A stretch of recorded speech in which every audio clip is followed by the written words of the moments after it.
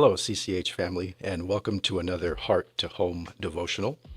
My name is Kenny, and today I'm going to be talking about rivals. We are in the midst of March Madness, which is college basketball's ultimate tournament. And it's around this time where discussions about heated rivalries start to heat up. And some of the most well-known rivalries in all college sports, but specifically college basketball for this topic here, are Duke versus North Carolina, the University of Michigan versus some other school nobody cares about, this mustache versus that mustache. But also rivalries can be found outside of sports. I think we're all familiar with Batman versus the Joker. How about the United States of America versus Russia or China, perhaps?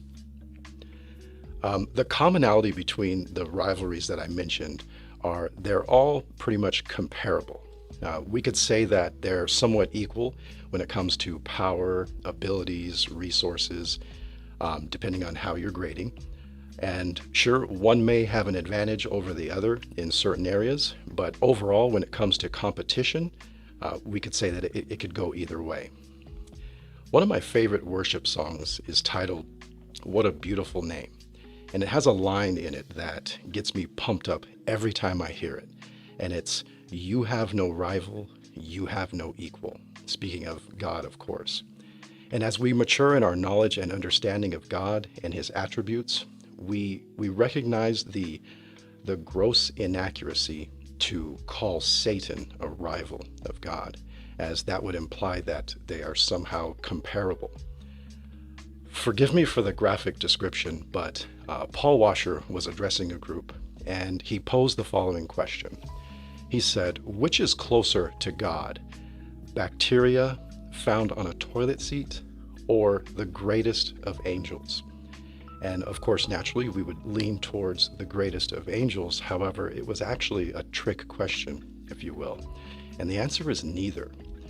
God is in his own category. There's God in his category, and there's everything else, and the categories are not even close. God would describe himself as being holy. And when we hear the word holy, we naturally gravitate towards pure and righteous, and those are 1,000% true. But another way to think of holiness when describing God is otherness.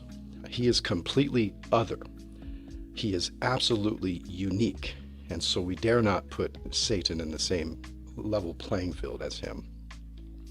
Isaiah 45:6 says, "To whom will you liken me and make me equal, and compare me that we should be alike?"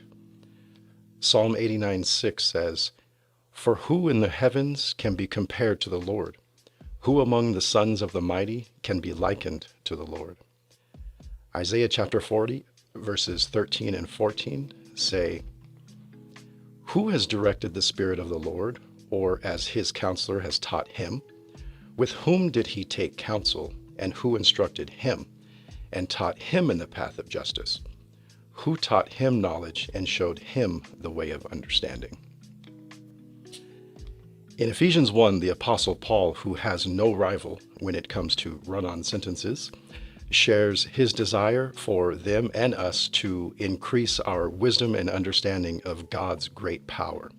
And he goes on to describe that great power as the power that raised Jesus from the dead and eventually seated him at his right hand. And in verse 21, he goes on to say, "Far above all principality and power and might and dominion and every name that is named, not only in this age, but also in that which is to come." So I'm confident that we would all be on the same page when we say that there is no contender for the throne when it comes to God. However, how about your throne? We've established that God has no competition, but does he have competition for your heart? Does he have competition for your loyalty? How about your time, your worship, your finances, your goals and aspirations?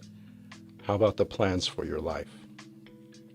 Are we quick to sing that verse in church on Sunday?